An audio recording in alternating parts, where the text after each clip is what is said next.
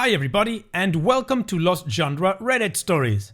In this video, we have a very interesting post from the subreddit Am I the A-hole with context and an update, and a very short and precise post from Petty Revenge. So if you want to go ahead and get started with the stories, just use the timestamps below the video. Now, let's get started with the first story. This post is from the subreddit Am I the A-hole, and it's by user AnxiousJournalist2. Am I the a-hole for not wanting my fiance to dance to a love song dedicated to her late fiance at our wedding? Before we met, my fiance, Kayla, was engaged to a man she had dated for 3 years who died in a traffic accident.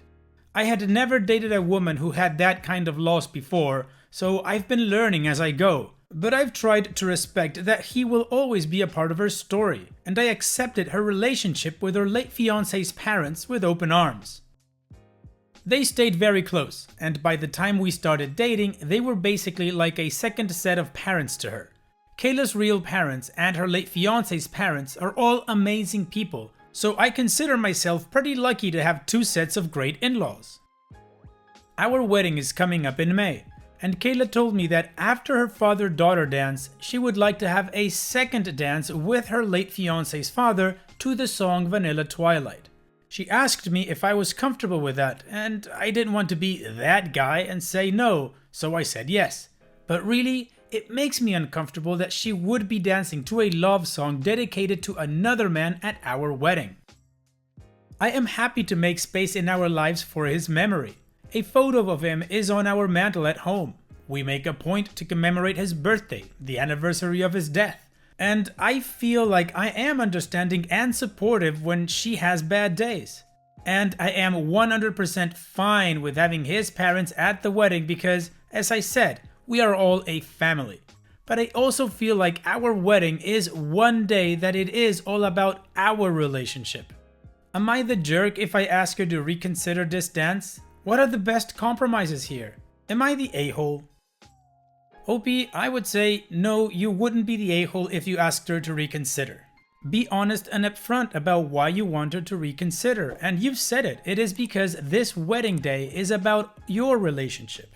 You're already doing a lot to keep him being part of your lives and remembering him, like his birthday and anniversary of his death, having a picture of him even. But your wedding should be about the two of you and nobody else. If I was in your position, I'd probably feel very uncomfortable if my future wife would want to dance to a love song with the father of her deceased partner to make his memory be a part of our wedding. I don't know, call me insecure, call me an a-hole if you want, but I just wouldn't feel comfortable with that.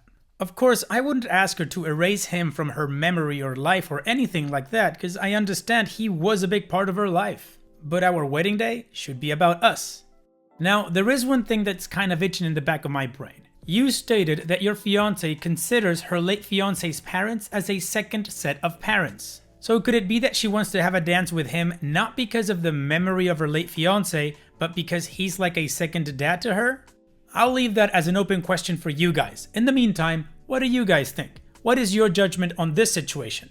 Let me know in the comment section, and now let's move on to the community comments to see their judgment. Sparky Cheese Puff says, I'm gonna defer from the popular opinion here and say not the a-hole. But do any of y'all actually know this song? It's weirdly upbeat, but the lyrics are very, very intelligible and are definitely weird in the context of dancing with the dead ex's dad after her getting married to another dude. It's one thing to miss your ex, but I wouldn't want this sentiment being publicly proclaimed by my wife at my wedding if I were in the OP's shoes. Camo Duct Tape says, not the a-hole. She can hold him in her heart every other day of the year. Your wedding is your one day that should be all about you two. Plonky Donkey says, not the a-hole. Go read the lyrics, guys. They are so insanely inappropriate for a wedding that I'd actually be embarrassed and hurt for OP if I was at the reception.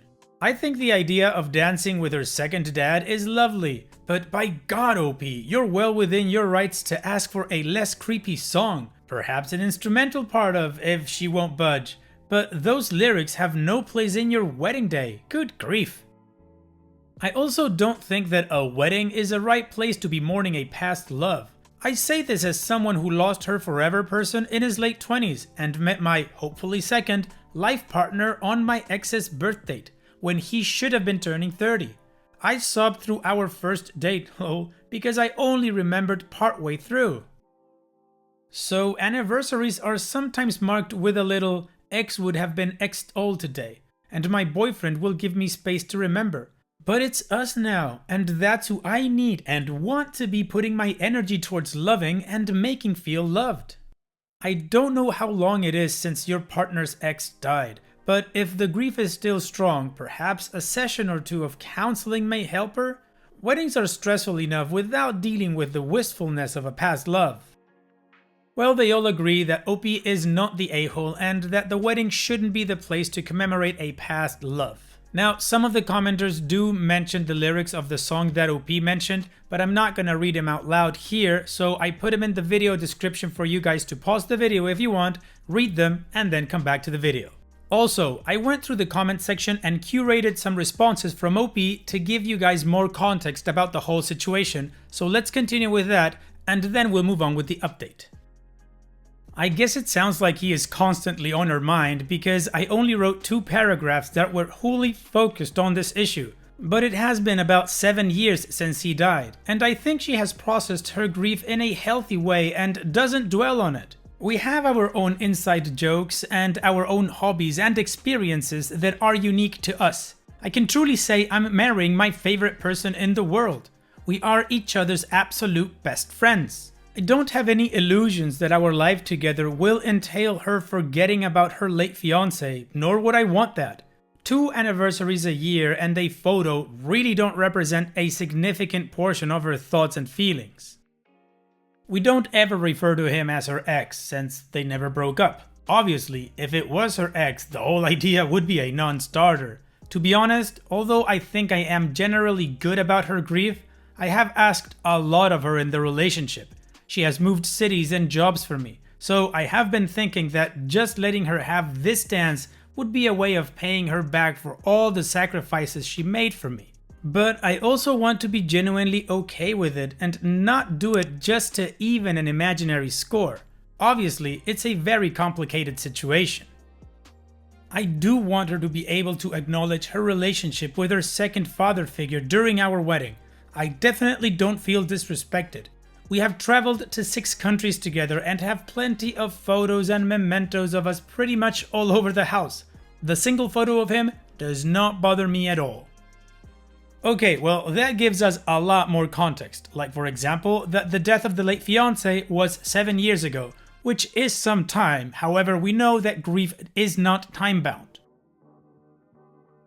The only thing I would add to my commentary for OP is, OP, the fact that she changed cities and jobs for you doesn't mean you owe her anything. She did that for you and for her. She did it for the relationship. I don't think she did it to hold it over your head. I mean, you don't make her sound like the type. And I don't think it's right for you to have an approach of you think owing her and this would be a way to repay her for what she's done. And that's it from me. So, now that we have as much information possible about this whole situation, let's move on to an update 2 months after the wedding. 2 months ago, I married the love of my life. I was thinking about this thread the other day, how it went and where my head was at when I made it, and I thought you guys might like an update. Now, the thing I was stressing about was a bit of a miscommunication, which probably happens a lot here. Kayla wanted to dance with her late fiancés, I'll go ahead and just call him Luke from now on, father at our wedding. And Vanilla Twilight was an example of a song along the lines of what she wanted, not the set in stone top choice like I had thought. I, and a lot of commenters in the original thread, spent a lot of time over-analyzing the lyrics to that song, looking for hidden meaning in every word, while it turns out she hadn't put much more thought into the suggestion than, this is the kind of sad song that I like. We got together that night, and she had made several playlists of possible first dance songs for us, songs for when she walks down the aisle, music to play at the reception, and song choices for her dance with Luke's father. We spent hours listening to them all and talking about the wedding. We even made a tournament-style bracket for our first dance song in our journal and put songs head-to-head against each other until the victor emerged. After that night, I started putting in more effort to be involved with the wedding planning process and actually ask for the things I wanted, which Kayla actually really appreciated. We also took a long weekend a couple of weeks before the wedding to go on a camping trip together for just the two of us, which I highly recommend to anyone who is getting married. Overall, there was a complete flip in my feelings leading up to the wedding, from being somewhat insecure and excited but nervous to being completely at ease, excited, and feeling stronger about my relationship than ever. The wedding day itself was really wonderful and worth the wait. Kyla and Luke's father had their dance to Lean On Me, and I also had a dance with Kayla's mom, and it was very emotional in a good way. I really felt that the day was a celebration of our love, and I was genuinely happy that Luke's parents were there to celebrate along with us because they are very much members of our family, and I wish I had the space to describe all the ways they've been there for us through the years. My amazing wife is who she is because of all the experiences that she has had in her life, and I don't want to be the kind of man who asks her to pretend that she has never loved before me or pretend that her grief is something that is or should be done with forever now that she has me. I just want to say how glad I am that we shared that night together and that the wedding was nothing but love and celebration. I never thought I could be so happy. Well, OP, congratulations on the wedding to both you and Kayla. Like you say, the song that your now wife told you she'd like to dance to, as an example, could lead to a lot of misinterpretation because the lyrics are quite out there regarding a past love or something like that. In any case, thanks so much for sharing your story and the update, and it's so cool that you had this change of vision from being super insecure and uneasy to being absolutely happy and excited, and that you really took part in the wedding planning. That's great. Now, on this occasion, I also went down to the comments section and took a lot of responses from OP and curated them into giving us more context to better understand his mindset and his approach to the whole wedding and his wife dancing with the father of the late fiance. So let's continue with that now. It's funny because when Kayla would ask people online or talk to regular people about her loss, she'd get responses like, "Oh, 7 years ago? That's ancient history," and basically acted like she was broken if she was ever sad about Luke again.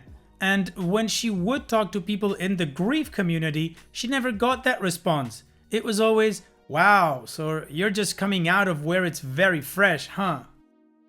She recommended a podcast to me called Griefcast that I found enormously helpful, not just with understanding her feelings, but processing some of my own feelings about my late mom, with who I had a difficult relationship. It really helps to talk to people and listen to stories of people who have gone through loss themselves, especially people who have experienced things outside of the norm of loss, grandparents, elderly parents, etc. I think the one thing that really put things into perspective was the notion that grief is not about feeling a little better each day until you're 100% better again. Rather, it's about healing and having fewer and fewer bad days. The first 6 months, for example, every single day might be bad. Then the next 6 months, you have a bad day every week. Then a bad day every month, and so on. Obviously, not so clean and linear in real life, but that's a general idea. And I think that's something I dealt with when I lost my mom, without realizing it. I trust Kayla to let me know when she's having a tough time, and she's to the point where it's almost never a very rough day for her except the anniversary of his death, and I don't see the need to make it a goal for her to never feel sad about his death ever again. I think people are made uncomfortable by grief. They want their loved ones to hurry up and move on and get over their lost loved ones so that they can go back to being the person they were before the death. But I didn't know Kayla before her grief, so I wouldn't want her to be anything other than who she is now.